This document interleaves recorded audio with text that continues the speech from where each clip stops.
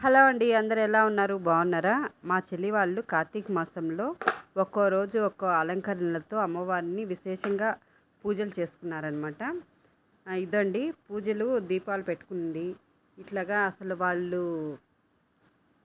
అలంకరించింది చాలా నచ్చింది నాకు. ఎందుకంటే మనం ఒకరు చూసి ఈర్ష్య పడేటట్టు ఉండకూడదు. ఒకరు బాగుంటేనే మనం కూడా బాగుంటామండి. ఎవరైనా సరే కొంతమంది వాళ్ళు ఇట్లా చేసుకున్నారు, అట్లా చేసుకున్నారు అనేసి అనుకుంటూ ఉంటారు కదా!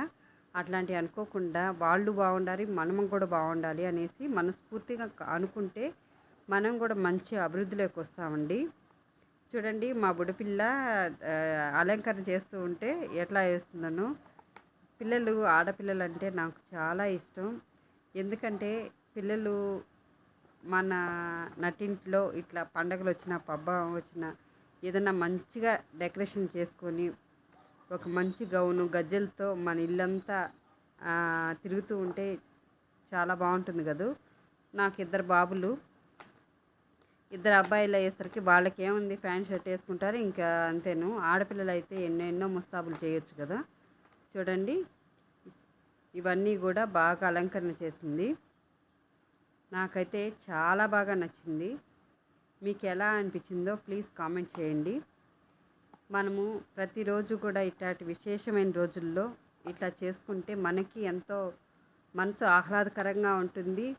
మనసు ఎంతో ఎంత డిప్రెషన్లో ఉన్నా సరే మనము మన ఇల్లు బాగా రెడీ చేసుకొని ఇట్లా ఉంటే చాలా బాగుంటుంది కదూ.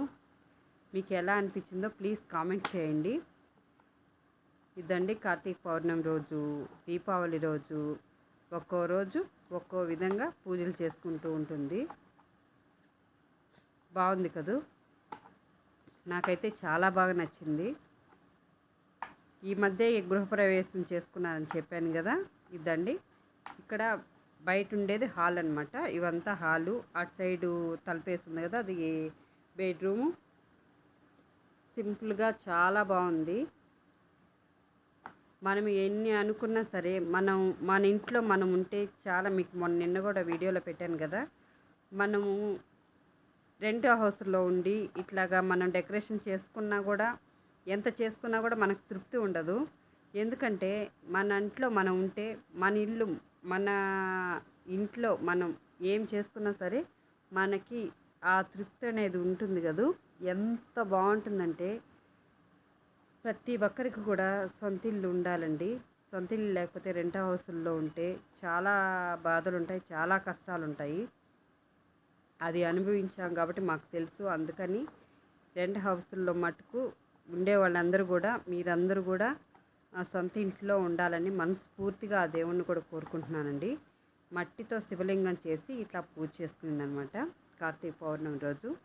మీకు ఎలా అనిపించిందో ప్లీజ్ కామెంట్ చేయండి. Thank you. మీకు వీడియో నచ్చితే like, share, subscribe. Thank you.